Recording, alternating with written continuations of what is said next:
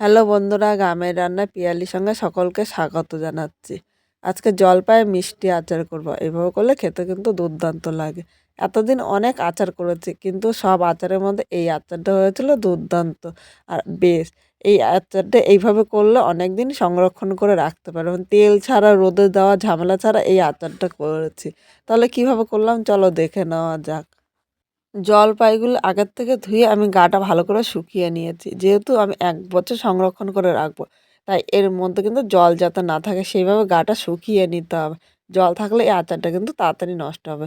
এবার এরকম একটা ছুরি নিলাম, ছুরির সাহায্যে জলপাইগুলো এইভাবে কেটে নিচ্ছি। জানি একটু সময় বেশি লাগবে, কিন্তু এইভাবে কেটে নিলে কিন্তু দুর্দান্ত লাগে। তোমরা ইচ্ছা করলে কিন্তু কেটে না নিয়ে পুরো জলপাইটা এমনি ভেঙেও নিতে পারো। কিন্তু ভেঙে তো সবসময় খাই, একবার এইভাবে করে দেখতে পারো। এখানে সবকটা জলপাই এইভাবে কেটে নিয়েছি। এবার এই জায়গায় দেখো ৩০০ গ্রাম গুড় আছে, সব গুড় দেবো না, এই জায়গার থেকে আমি হাফ গুড় নিয়ে নেব। আর গুড়ের পরিবর্তে তোমরা কিন্তু চিনিও নিয়ে নিতে পারো। এবার এই গুড়টা আগে জলপাইয়ের সাথে ভালো করে মেখে নেব। আজকে তেল ছাড়া জলপাইয়ের এই আচারটা করবো। এইভাবে করলে কিন্তু অনেক দিন রাখতে পারবে। আর জলপাইটা যখন আমি কেটেছি আগের থেকে ধুয়ে ভালো করে গা শুকিয়ে নিয়েছি। অবশ্যই কিন্তু জলপাই থেকে ভালো করে গাটা শুকিয়ে নিতে হবে, কারণ এর মধ্যে জল থাকলে তাহলে এর আচারটা কিন্তু বেশি দিন থাকবে না। সাথে জলপাইটা ভালো করে মেখে নিয়েছি। আর দেখো গুঁড়োর থেকে কিন্তু অনেকটাই জল ছেড়েছে। এবার এইভাবে আমি 30 থেকে 40 মিনিট রেখে দেবো। এর মধ্যে একটা মশলা তৈরি করে নেবো। বন্ধুরা এবার এখানে দেখো শুকনো লঙ্কা নিয়েছে, তোমরা ঝাল যেরকম খাবে সেই হিসাবে নেবে। এর সাথে নিয়েছি জিরে, এর সাথে নিয়েছি পাঁচফোড়ন আর কিছু মৌরি ভুল করে পাঁচফোড়নের সাথে মিশিয়ে নিয়েছি, আর নিয়েছি মেথি। এবার এদিকে একটা কড়াই বসিয়ে দিয়েছি, এখানে সব মশলাগুলো নিয়ে নিলাম। এখন কিন্তু মশলাটা অনবরত নাড়াতে হবে, নাহলে নিচে দিয়ে কিন্তু লাল হয়ে যাবে আর উপরে মশলাগুলো ভাজা হবে না। এইভাবে আমি মিডিয়াম আগুনে 5 থেকে 6 মিনিট মশলাটা হালকা লাল করে ভেজে নেব।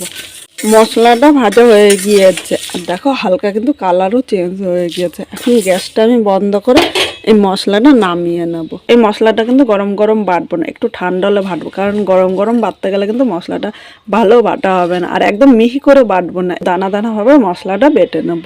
আবারও কড়াইটা বসিয়ে দিয়েছি আর দেখো গুড় দিয়ে মেখে রাখা তো গুঁড়ো থেকে কতটা জল বেরিয়েছে।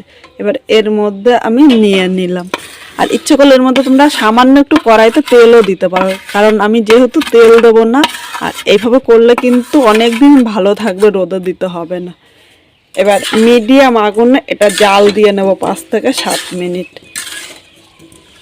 নেড়ে চেড়ে মিশিয়ে নিয়েছি, ঢাকা দিয়ে 5 থেকে 7 মিনিট মিডিয়াম আগুনে এইভাবে রান্না করে নেবে। এদিকে মশলাটা দেখো গুঁড়ো করে নিয়েছি, আর একদম মিহি কিন্তু গুঁড়ো করতে হবে না, এইভাবে একটু দানা দানাভাবে করে নিয়েছি।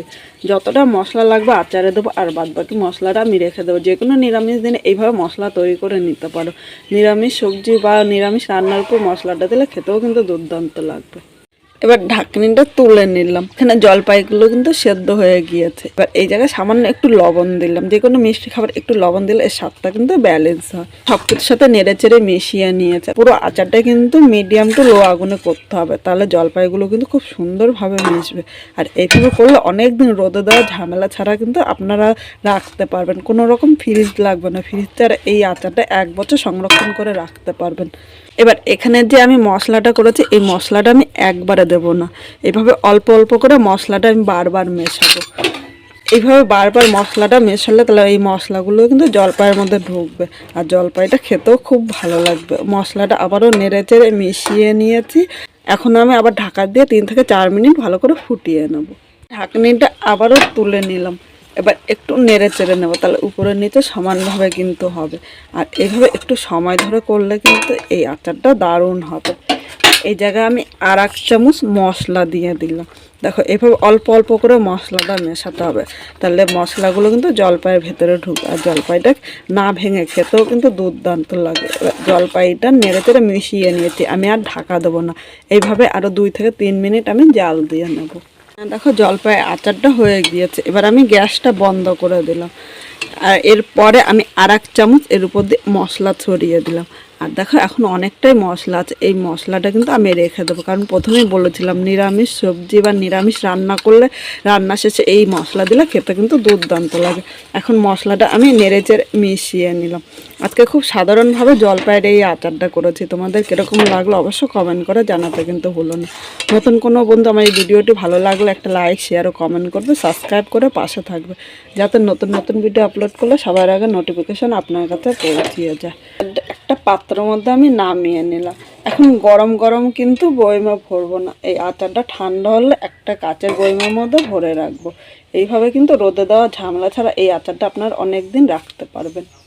সব আচারের মধ্যে আমার মনে হচ্ছে এই আচারটাই বেস্ট, কারণ এই আচারের মধ্যে এত সুন্দর কিন্তু অন্য আচার হয় না। এই আচারটা খেতে দুর্দান্ত লাগে।